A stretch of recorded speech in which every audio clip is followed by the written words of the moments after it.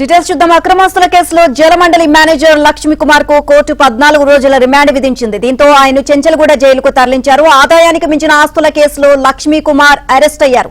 ఇప్పటి వరకు 100 కోట్ల విలువైన ఆస్తులు గుర్తించినట్లు తెలుస్తోంది. వాటన్నిటిని కూడా ట్యాగ్ చేసేసి ఈ విధంగా ఎంత విలువైన పత్రాలు ఏమి ఉన్నాయి ఇంట్లో ఉన్నట్టు.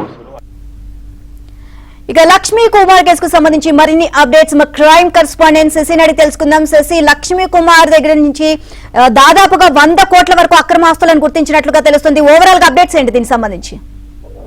అనంత లక్ష్మీ కుమార్ ఇంట్లో రాత్రి వరకు కూడా సోదాలు కొనసాగాయి. ఆయన అక్రమాస్తులు కూడబెట్టారంటూ ఏసీబీ అధికారులు నిర్ధారించుకున్న తర్వాత ఆయన మీద ప్రివెన్షన్ ఆఫ్ కరప్షన్ యాక్ట్ కింద కేసు నమోదు చేయడం జరిగింది. రాత్రి అతన్ని అదుపులోకి తీసుకున్నారు. అనంతరం న్యాయమూర్తి ముందు హాజరుపరిచినటువంటి సందర్భం ఉంది. న్యాయమూర్తి ముందు హాజరుపరిచిన తర్వాత ఆయనకు 14 రోజుల పాటు రిమాండ్ విధించినట్టుగా తెలుస్తుంది. ఆయన ఇప్పటికే చెంచల్గూడ జైలుకు అనంత లక్ష్మీ కుమార్ ను ఏసీబీ అధికారులు తరలించారు. ఆదాయానికి మించినటువంటి ఆస్తులు కలిగి ఉన్నటువంటి నేపథ్యంలో ఆయన మీద ఈ కేసు ఫైల్ అయింది. ప్రధానంగా నిన్న ఉదయం ప్రారంభమైనటువంటి సోదాలు అర్ధరాత్రి వరకు కూడా కొనసాగాయి.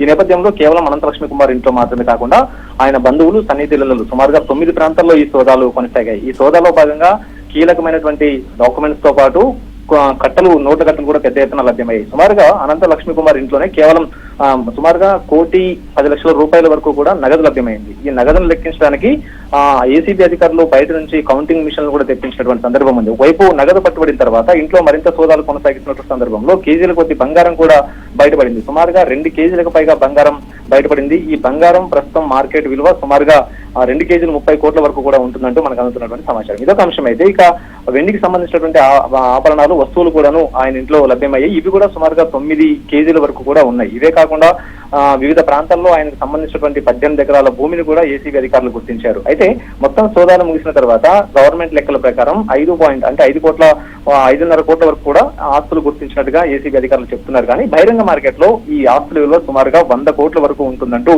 ఇప్పటికే ఏసీబీ అధికారులు చెప్తున్నటువంటి సందర్భం. ప్రధానంగా నిజామాబాద్, ఆ తర్వాత సంగారెడ్డిలోనే 18 ఎకరాల వ్యవసాయ భూమిని ఇటు ఏసీబీ అధికారులు సోదాల్లో భాగంగా గుర్తించారు. ఇక ఇదే కాకుండా 6 ఓపెన్ ఫ్లాట్లతో పాటు హైదరాబాద్ లోనే వివిధ గేటెడ్ కమ్యూనిటీల్లో 3 ఫ్లాట్లను కూడా ఏసీబీ అధికారులు ఇక గుర్తించడం కూడా జరిగింది. ఆయనకు సంబంధించినటువంటి కారుతో పాటు ఇతర వస్తువులను కూడా ఏసీబీ అధికారులు ప్రస్తుతం సీజ్ చేశారు. ఇక ఆదాయానికి మించినటువంటి ఆస్తులు కూడా పెట్టారు కాబట్టి ఆయన మీద తదుపరి విచారణ కొనసాగిస్తామంటూ ఏసీబీ అధికారులు చెప్తున్నటువంటి సందర్భం. సో మొత్తానికి ఇప్పటికే ఆయన అరెస్ట్ చేశారు. రాత్రి న్యాయమూర్తి ముందు హాజరుపరచడం నేపథ్యంలో 14 రోజులు రిమాండ్ విధించడంతో ఆయన్ను చెంచల్గూడ జైలుకు కొద్దిసేపటి క్రితమే తరలించారు.